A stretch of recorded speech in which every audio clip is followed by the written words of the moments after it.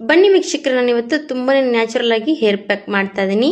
ಇವಾಗ ನಾವು ನೋಡಿ ಮೀಸೆಗೂ ಕೂಡ ಅಪ್ಲೈ ಮಾಡಿದ್ದೆ, ಹಾಗೆ ಸೈಡಿಗೂ ಕೂಡ ಬಿಳಿ ಕೂದಲಿತ್ತು, ಅಲ್ಲೂ ಕೂಡ ಹಚ್ಚಿ ತೋರಿಸ್ತಾ ಇದ್ದೀನಿ. ಸೈಡ್ಗೆ ವಿಡಿಯೋ ಬರ್ತಾ ಇರೋದು ನೀವು ಕೂಡ ನೋಡ್ತಾ ಇರ್ಬೋದು. ಬಟ್ಟೆಯಿಂದ ಒರೆಸಿದ್ರು ಕೂಡ ಹೋಗ್ತಾ ಇಲ್ಲ ವೀಕ್ಷಕರೇ. ಖಂಡಿತವಾಗಿ ನೀವು ಟ್ರೈ ಮಾಡಲೇಬೇಕು. ಇಷ್ಟು ಕಪ್ಪುಗೆ ಮತ್ತೆ ಎಷ್ಟು ಶೈನಿಯಾಗಿ ಕಾಣಿಸ್ತಾ ಇರುವಂಥದ್ದು ನೋಡಿ ಹೇರ್ ಪ್ಯಾಕು. ಹಾಗಿದ್ರೆ ನಾನು ಇವತ್ತು ನ್ಯಾಚುರಲ್ ಆಗಿ ಹೇರ್ ಪ್ಯಾಕ್ ಯಾವ ರೀತಿ ಮಾಡ್ಕೊಂಡು ಇಟ್ಕೋಬಹುದು, ನಿಮಗೆ ಸಡನ್ಲಿ ಬೇಕಾದಾಗ ಬಳಸ್ಕೋದಕ್ಕೆ ತುಂಬಾನೇ ಒಳ್ಳೇದು ಅನ್ಬೋದು. ಟೈಮ್ ಇಲ್ದಾಗ ಈ ರೀತಿ ಹೇರ್ ಪ್ಯಾಕ್ ಮಾಡಿ ಇಟ್ಕೊಂಡ್ವಿ ಅಂದ್ರೆ ತುಂಬಾನೇ ಈಸಿ ಆಗುತ್ತೆ, ನಮಗೂ ಕೂಡ ಟೈಮ್ ಕೂಡ ಸೇವ್ ಆಗುತ್ತೆ. ನೋಡಿ ಎಷ್ಟು ಶೈನಿಯಾಗಿ ನಮ್ಮ ಕೂದಲು ಕೂಡ ನಾವು ಬ್ಲ್ಯಾಕ್ ಮಾಡ್ಕೋಬಹುದು. ಇವಾಗ ಏನಂದ್ರೆ ಸಣ್ಣವರಿಂದ ದೊಡ್ಡವರೆಗೂ ಕೂಡ ಬಿಳಿ ಕೂದಲು ಇದ್ದಿರುತ್ತೆ. ನಾವು ತಿನ್ನೋದ್ರಲ್ಲಿ ವ್ಯತ್ಯಾಸ, ನಮ್ಮ ಶರೀರದಲ್ಲಿ ಏನಾದರೂ ಕೂಡ ವ್ಯತ್ಯಾಸ ಇದ್ರೆ ನಮಗೆ ಬಿಳಿ ಕೂದಲು ಸಮಸ್ಯೆ ಇದ್ದೇ ಇರುತ್ತೆ. ಆವಾಗ ಈ ರೀತಿ ನ್ಯಾಚುರಲ್ ಆಗಿ ಹೇರ್ ಪ್ಯಾಕ್ ನೀವು ಹಚ್ಕೋಬಹುದು.